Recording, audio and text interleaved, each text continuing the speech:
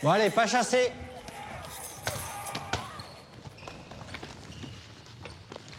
Tu regardes quoi là? C'est une série, ça, mon frère. Oh là là, c'est gore. Moins de 16 ans quand même. Tu sais, moi j'ai beau savoir que c'est des effets spéciaux, ça me fait bien flipper. Ah bon? Ah ouais. Pas toi? Ouais, c'est chaud. Les images violentes, on doit les éviter, sinon il faut en parler. Vas-y, raconte. Face aux écrans, soyons vigilants. Retrouvez-nous sur jeunepublic.csa.fr. On va peut-être changer, non? Moins de 10, c'est pas vraiment de votre âge. Ça vous a pas paru un petit peu bizarre, le garçon qui embrassait toutes les filles, là? On avait pas mal de copines, non? Ouais, tu te laisserais, toi, attraper par les cheveux comme il faisait? Bah non, jamais de la vie. Je sais pas, tous les garçons qui applaudissent autour, c'est franchement... au secours. Les images choquantes, on doit les éviter, sinon il faut en parler. Pourquoi, à ton Face aux avis? écrans, soyons vigilants. Grave. Retrouvez-nous sur jeunepublic.csa.fr.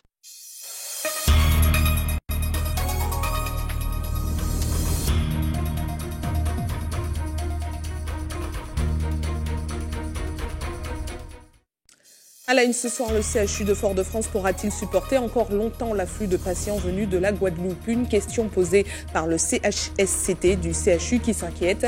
Le directeur de l'ARS, quant à lui, parle de situation maîtrisée.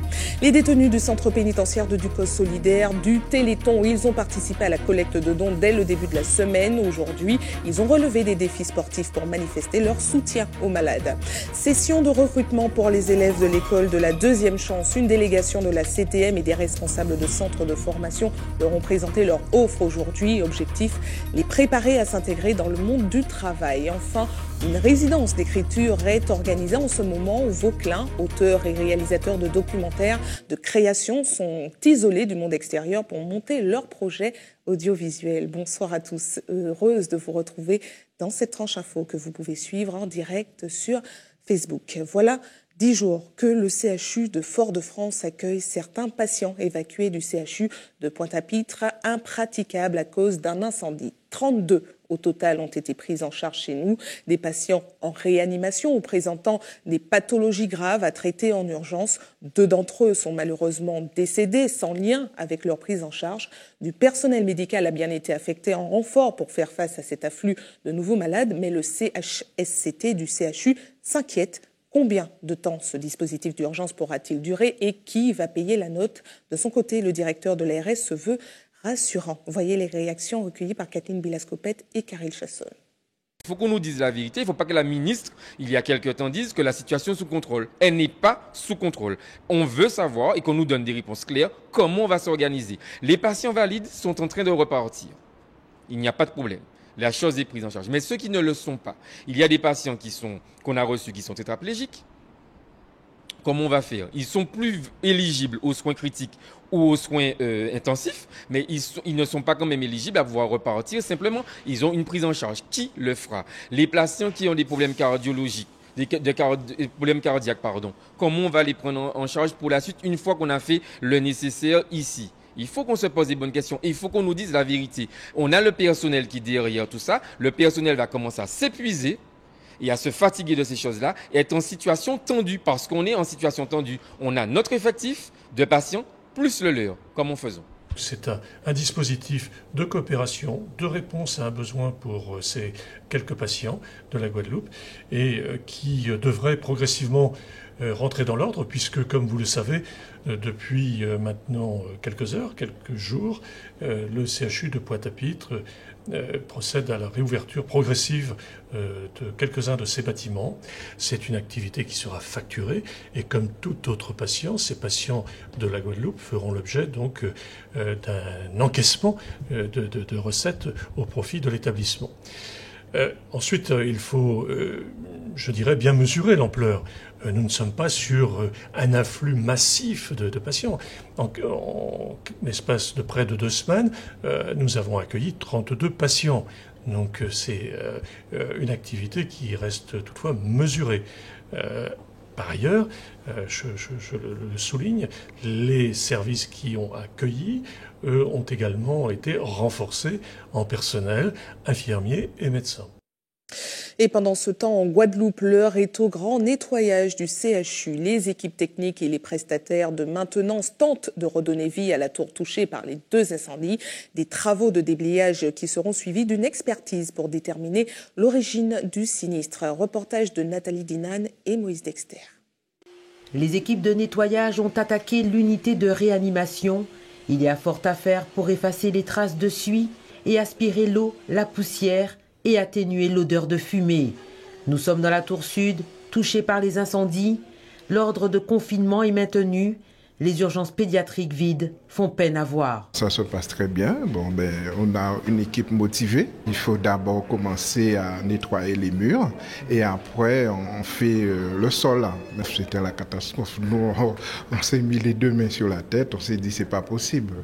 Mais il fallait assurer, il fallait se mettre son cœur à l'ouvrage et puis pour qu'on puisse partir, faire en sorte que le malade puisse réintégrer son service. Depuis 10 jours, les équipes sont à pied d'œuvre. Elles ont bien avancé sur la réhabilitation de la tour nord. Les services de médecine C, B, A, la pneumo, la néphrologie, la gastro-entérologie ont redémarré. Les patients reviennent au CHU. Nous sommes des professionnels. Ça fait plus de 25 ans qu'on travaille, la plupart d'entre nous, à l'hôpital. Donc on connaît le nettoyage, on sait comment faire. Alors notre but, c'est de faire en sorte que le patient soit réintégré dans leurs services respectifs. Le nettoyage se poursuit dans la tour sud. Il faudra néanmoins attendre les rapports des experts et les résultats de l'enquête sur les causes des 2 incendies pour rouvrir cette aile du CHU.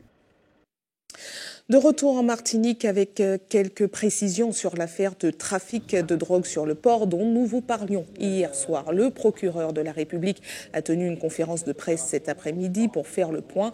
En tout, 14 personnes ont été interpellées, dont 6 qui travaillent sur le port de Fort-de-France. Plus de 50 kilos de cocaïne, 22 de résine de cannabis ont été saisies, 2 armes de poing, 7 000 € et plusieurs véhicules. 5 personnes ont été placées sous les verrous. Voyez les précisions de Renaud Godel, recueilli par Loïc Régis. Ce sont des interpellations qui sont intervenues dans le cadre d'un dossier plus vaste qui concerne donc un trafic de cocaïne d'une part, de résine de cannabis d'autre part, entre l'Amérique du Sud et la métropole.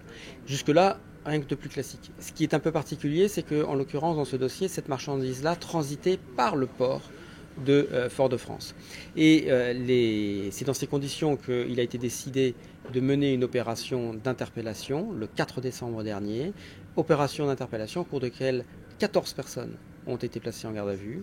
Et parmi les 14 personnes, vous avez un certain nombre de personnes, en l'occurrence plus précisément 5 personnes, très clairement, qui sont identifiées comme étant des agents portuaires, c'est-à-dire des personnes dont le rôle consistait, grâce à leur activité professionnelle, à renseigner les trafiquants de stupéfiants sur le lieu précis où se trouvaient les conteneurs dans lesquels il se trouvait de la marchandise lorsqu'il s'agissait de marchandises qu'il convenait de récupérer ou au contraire qui positionnaient dans des endroits bien précis les conteneurs qui étaient ensuite pollués par de la cocaïne s'agissant de la marchandise qui ensuite était exportée vers la métropole.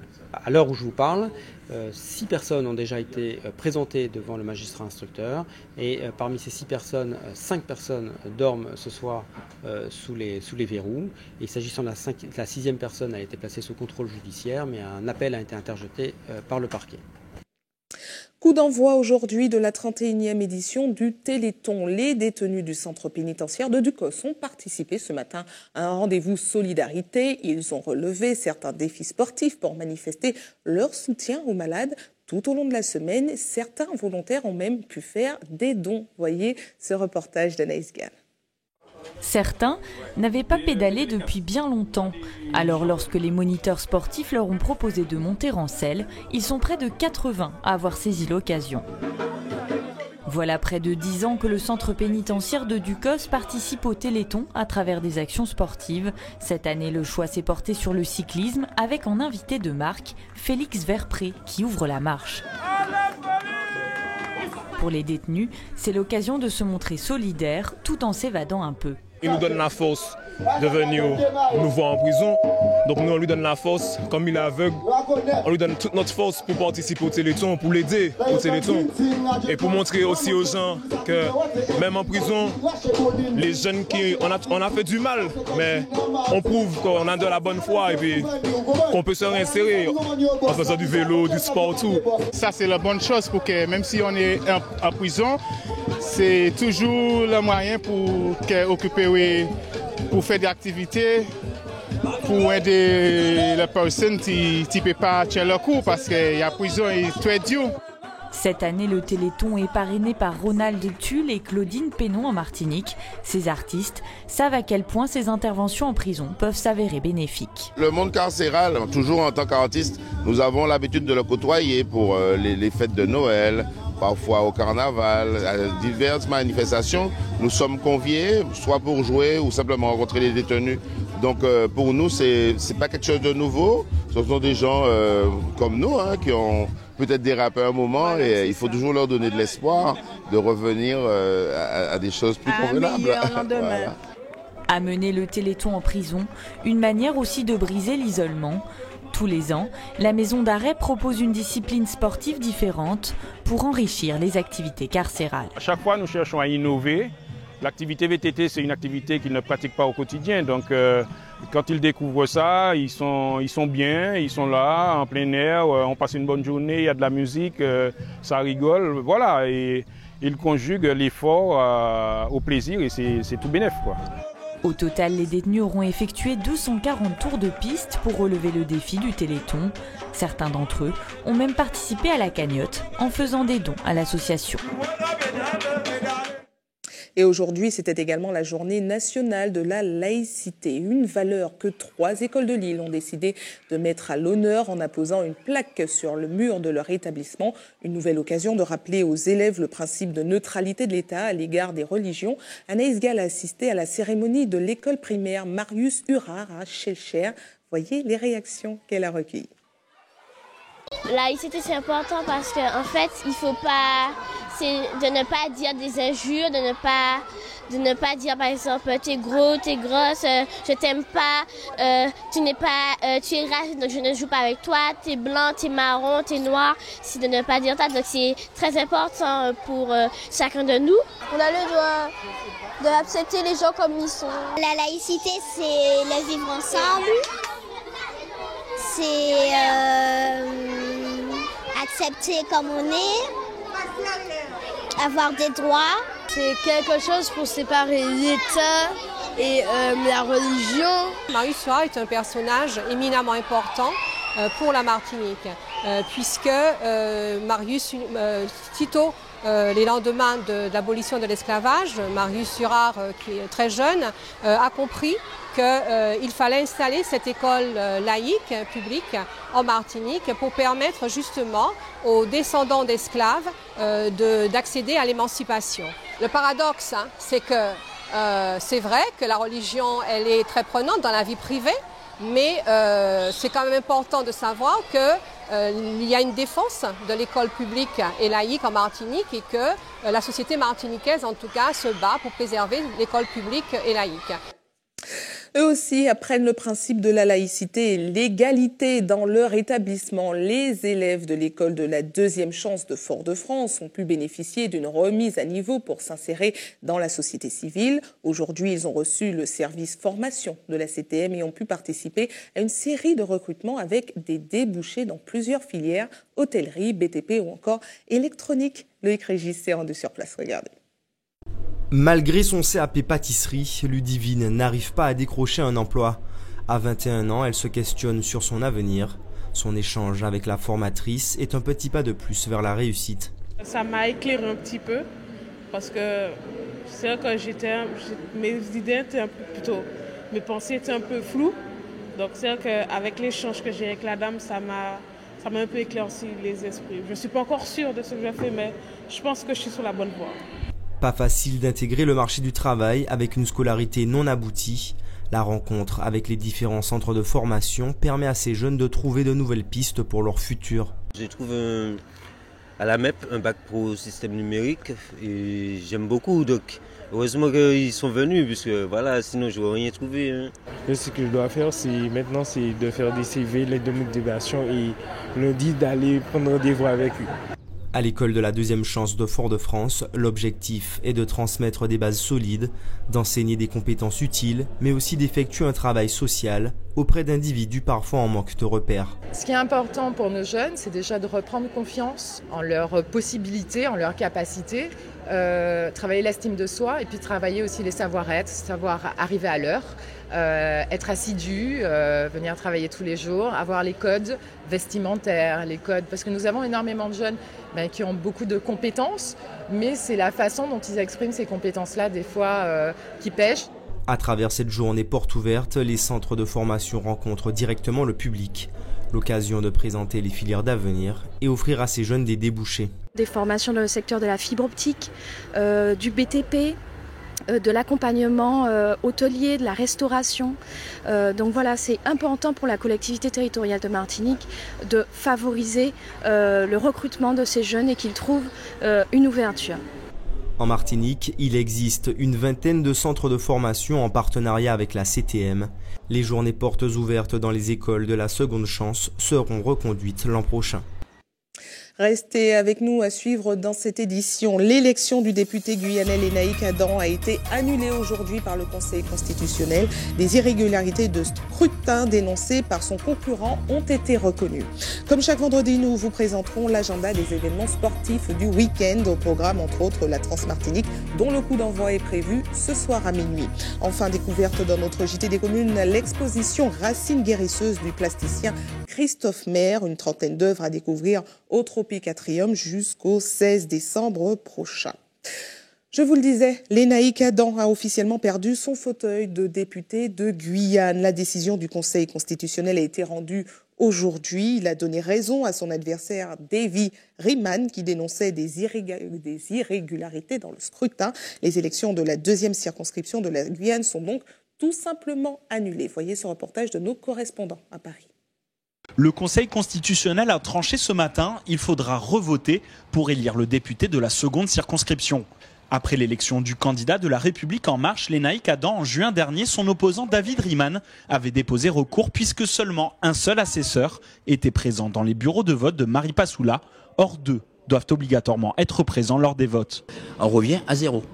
Ce sont de nouvelles élections, simplement ce sont des élections partielles. En l'occurrence, la personne qui sera élue, qu'est-ce qu'il va faire? Elle va reprendre, continuer le mandat, puisque le député est élu pour un mandat de 5 ans, le temps restant. Voilà. C'est pour ça qu'on l'appelle les élections partielles d'ailleurs, parce qu'elle n'est pas intégrale, c'est pas l'ensemble des membres de l'Assemblée nationale qui est renouvelé en l'occurrence. Un premier puis un second tour seront donc réorganisés dans 3 mois dans la seconde circonscription de Maripasoula. Une fois qu'effectivement la décision a été notifiée, donc officielle, il y a un poste vacant. C'est très clair. Mais pendant ce poste vacant, il y a des élections, personne n'est remplacé. Selon nos sources, les 2 candidats du second tour, Lénaïque Adam de la République en marche et du candidat sans étiquette David Riemann, devraient se représenter. En juin dernier, seulement 56 voix les séparaient. C'est la deuxième fois depuis les dernières législatives que des élections sont annulées. La première concernait une députée de la République en marche du Val d'Oise.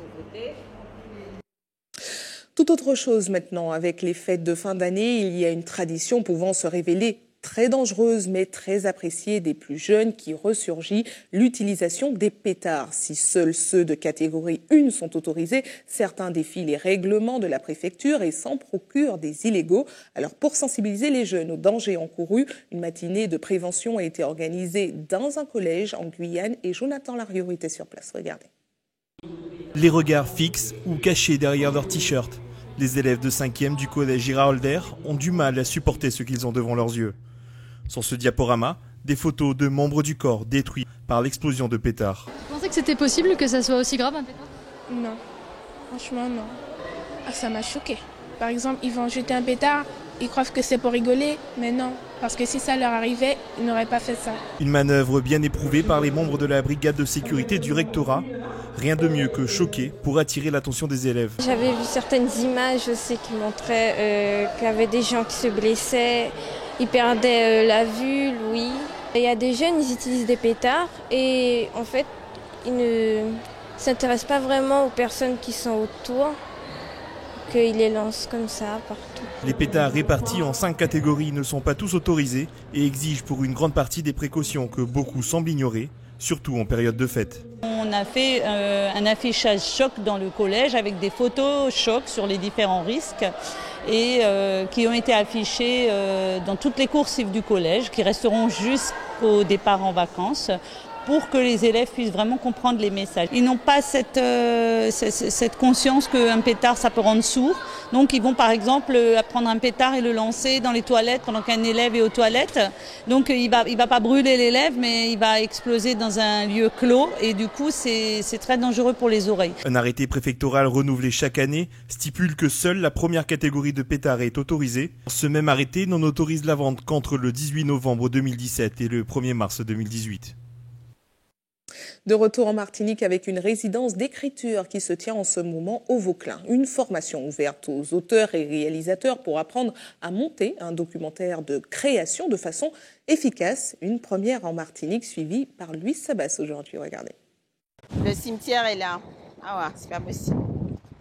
Kra est à la recherche de l'angle parfait. On va faire une espèce de vue magnifique. Depuis quelques jours, elle participe à la résidence d'écriture Doc Amazonie Caraïbes pour auteurs, réalisateurs de documentaires. La Guadeloupéenne a un projet de film et elle souhaite qu'il soit le plus abouti. Je travaille sur une femme qui me fascine, Clotilde de Goyave, une commune rurale de la Guadeloupe. Et c'est quelqu'un qui, en apparence, a une vie monotone. Et puis, au moment de la politique, dès qu'il s'agit d'enjeux politiques ou même de parler politique, elle s'anime et il y a une espèce de magie. Originaires de Guyane, Guadeloupe, d'Haïti et de Martinique, ils sont une dizaine à avoir intégré la formation. C'est le cas de Fegunson. Il profite de toute l'émulation produite par ce melting pot pour perfectionner son écriture, afin qu'un jour, son documentaire sur la violence et le couple en Haïti intéresse commission de sélection de films et producteurs. C'est primordial, c'est peut-être même l'essentiel dans une certaine mesure. Si on n'écrit pas, si on n'a pas, on peut avoir l'idée dans la tête, mais il faut mettre ça sur un support, il faut qu'on puisse voir ça, même quand le film n'est pas encore né. Dans leur entreprise, ces auteurs et réalisateurs sont guidés par des formateurs. Ça passe, oui, par des périodes de travail, comme vous l'avez vu, solitaires, un peu, de chercher, après qu'on leur a de poser des questions, nous les formateurs, qu'on les a guidés vers des choses qu'on aimerait savoir. Des travaux d'échange ensemble, collectifs, on regarde des films ensemble tous les soirs pour aussi parfois incarner dans les travaux des autres des questionnements qu'eux-mêmes peuvent avoir. On ne s'enferme pas dans une idée, on essaie aussi de la bouger, de la confronter, de la faire un petit peu évoluer, ce qui permet en général à l'auteur de trouver ce fameux regard, ce fameux point de vue qu'on essaie de chercher avec eux. Alors les remises en question sont fréquentes et pénibles, mais souvent salutaires chez les stagiaires. C'est difficile parce qu'on arrive, on a envie de défendre quelque chose, on pense avoir trouvé une idée géniale, on arrive devant le formateur et bing, tout s'effondre. Donc on repart du début, on remet tout en question, on essaie de trouver une autre perspective. Donc c'est oui, vraiment très intense, très prenant et émotionnellement très fort. En 4 ans d'existence, la résidence d'écriture itinérante Doc Amazonie Caraïbes se tient pour la première fois dans l'île. Depuis quelques années, la Martinique est dans une dynamique de reconnaissance et de structuration de l'audiovisuel et du cinéma, un secteur sinistré, mais qui devrait connaître des améliorations avec la signature il y a quelques jours d'une convention tripartite incluant la CTM. Le président du CNC, le Centre national du cinéma, a signé la convention État CNC-CTM qui monte quand même à 500 000 € de soutien aux activités cinématographiques. Cette convention permet de coordonner nos actions en direction du cinéma et c'est une convention qui est signée sur 3 ans. La Martinique était la seule collectivité entre la Guyane et la Guadeloupe à ne bénéficier de cette convention. Désormais, elle pourra se doter d'un BAT, un bureau d'accueil des tournages, un outil indispensable au financement et à la production cinématographique audiovisuelle. Ça va aussi nous permettre de figurer dans un réseau qui s'appelle Film France. Ce réseau qui donc regroupe tous les BAT de France. C'est comme une grosse base de données sur laquelle des producteurs qui veulent venir, qui cherchent un décor, qui cherchent des techniciens, qui cherchent un certain nombre de choses pour pouvoir tourner, se rapprochent de ce BAT pour savoir si leur production sera possible. Jusqu'à présent, n'ayant pas cette convention, nous étions absents des radars. Donc si on cherchait par exemple concrètement un décor tropical, la Martinique n'apparaissait pas. Avec la prochaine création d'un BAT, la réalisation de documentaires devrait augmenter et faire décoller la production qui ne se limite pour l'instant qu'à une dizaine de sorties locales par an.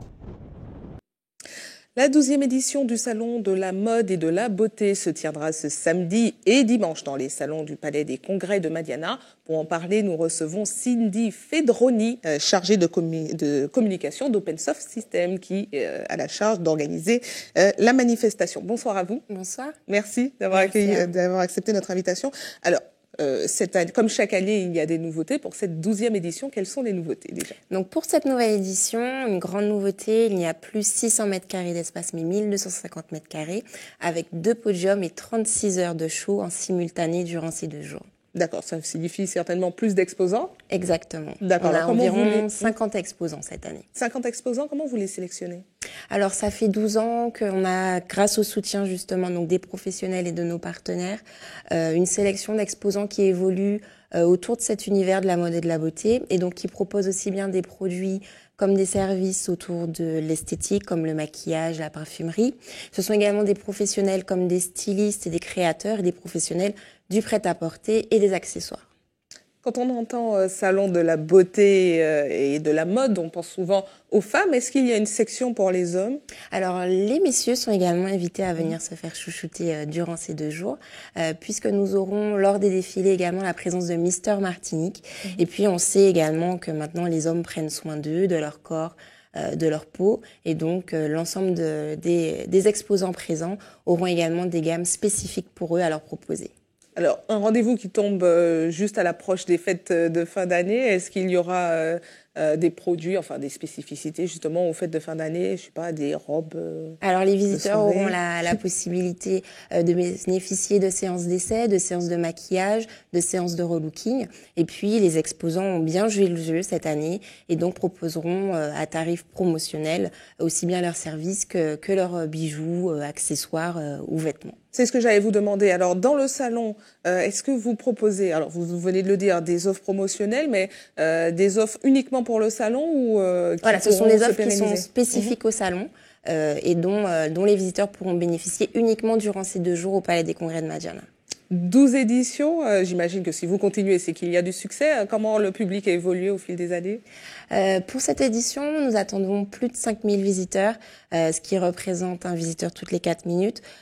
Donc, c'est vrai qu'on s'attend plus à un salon dédié aux femmes, mais on a un public masculin qui est de plus en plus demandeur, aussi bien sur les prestations esthétiques que sur les produits de beauté. Donc, on a forcément évolué au niveau de notre offre de stands et d'exposants pour pouvoir répondre à l'ensemble de leurs besoins. Donc, on peut venir en couple? Tout à fait, également avec vos enfants pour pouvoir bénéficier de cette belle promenade et des shows qui seront présentés toutes les heures. Le premier défilé est programmé à 11h et le dernier défilé est programmé à 19h avec la présence de beaucoup de Miss comme Miss Prestige, Miss 15-17, Miss Beauté Noire et Mister Martinique et Miss Ronde également entre autres. Très bien, merci à vous d'avoir répondu à nos questions. On rappelle que l'événement est programmé ce week-end au Palais des Congrès de Madiana. Merci. Place au sport maintenant avec un week-end qui sera marqué par la Transmartinique. À partir de minuit, 137 km et 1250 mètres de dénivelé positif. Au programme également la clôture du championnat de course de côte moto ou encore en basket féminin, la finale interrégionale de la Coupe de France. Voyez les précisions de Karil Chassol. Temps fort du week-end, la Transmartinique part ce soir minuit du Prêcheur, direction Sainte-Anne. Au menu, 137 km et 1254 mètres de dénivelé positif. Demain, vers 19h, on devrait connaître le nom du successeur d'Antoine Guillon. En moto, épilogue du championnat de la montagne dimanche. La dernière course de côte se déroulera au Carbet.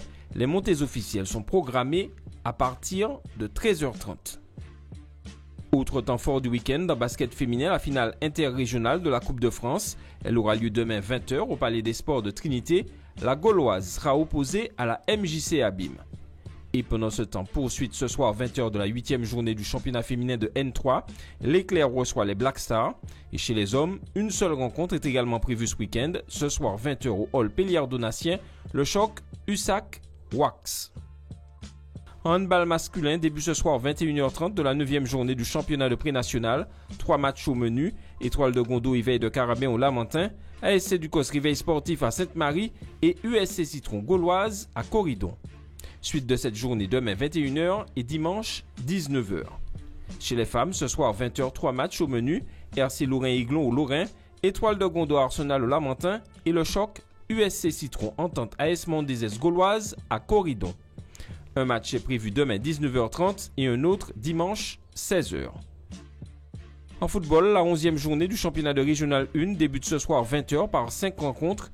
Good Luck CS Casse-Pilote à Pierre-Aliquer, Golden Lion JS Eucalyptus à Saint-Joseph, Aiglon Essor au Lamentin, New Star Golden Star à Ducos et le choc RC Rivière Pilote Club Colonial à Ancamé. Demain, 2 rencontres clôtureront cette 11e journée à partir de 15h30. Chez les femmes, la 9e journée du championnat débute demain 15h30 avant de se poursuivre toujours demain mais à 19h. 2 rencontres auront lieu dimanche 15h30. En rugby, la première journée du championnat à 15 a débuté hier soir par la victoire de l'entente Good Luck SNK et elle se poursuit demain. 2 rencontres sont prévues à 15h30 et 20h. En volleyball masculin, la 9e journée du championnat d'excellence débute en ce moment même au lycée Torail de Rivière-Salée avec Paul Rayon. 2 rencontres auront lieu demain 21h et dimanche 9h. Chez les femmes, la 9e journée d'excellence débute demain 19h par le choc Espoir Rayon. 2 autres rencontres sont au menu demain et dimanche à partir de 9h. En Gommiers, la 2e journée du championnat aura lieu dimanche à Sainte-Luce. La première manche débutera à 11h. En natation, les interclubs chez les jeunes auront lieu dimanche à partir de 9h. Les 11-14 ans se retrouveront à la piscine de Shellshare. Sport en bref, pour conclure, la 5e journée du championnat par équipe de tennis de table aura lieu demain. En tennis, il y aura les finales du championnat par équipe. Enfin, en VTT, la dernière manche du relais aura lieu demain, une compétition qui entre dans le cadre du Téléthon. ATV toujours plus proche de vous, place tout de suite à notre JT des communes.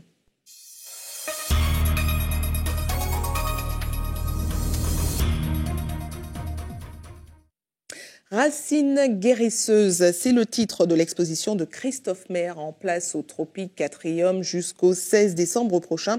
Une trentaine des plus belles œuvres du plasticien à découvrir rapidement qu'Hubert Bornil et Valérie Vincent vous présentent. Regardez.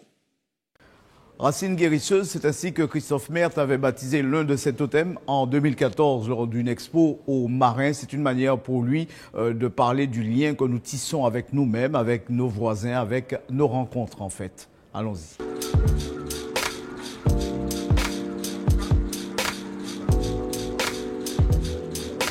Passé maître dans l'art du totem, Christophe Maire revient après 6 ans d'absence à l'Atrium avec ses tableaux et sculptures d'un genre très spécial. Comme toujours de la récupération, vieille tôle, panneaux de signalisation, bout de bois.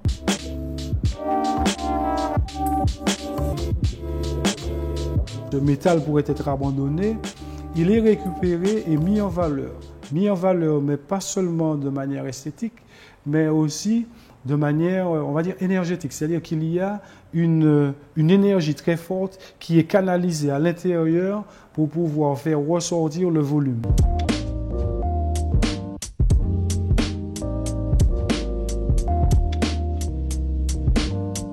On reconnaît bien le pot d'échappement, on reconnaît bien ce panneau de signalisation et surtout ce travail lié au panneau qui nous dirige sur la route et que moi je réutilise pour pouvoir faire passer des messages.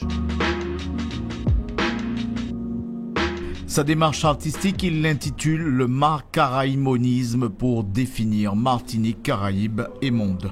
Ici, on va se retrouver face au phénix. Ils sont 2. Donc ça, ici, c'est l'homme.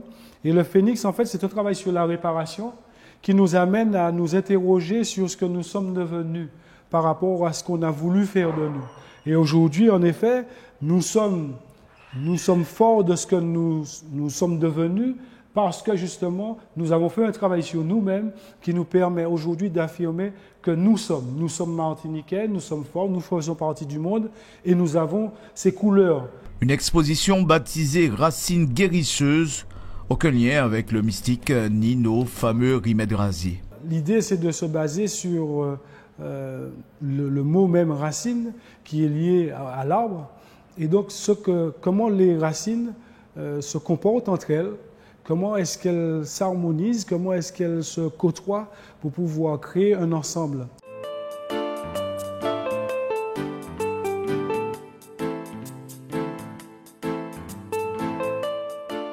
En tout cas, superbe expo. Ce que je retiens surtout, c'est ce concept du Marcaraïmon de Christophe Merthe dans ses fameuses racines guérisseuses, c'est-à-dire mettre la Martinique au centre de tout, la situer au centre de toute entreprise.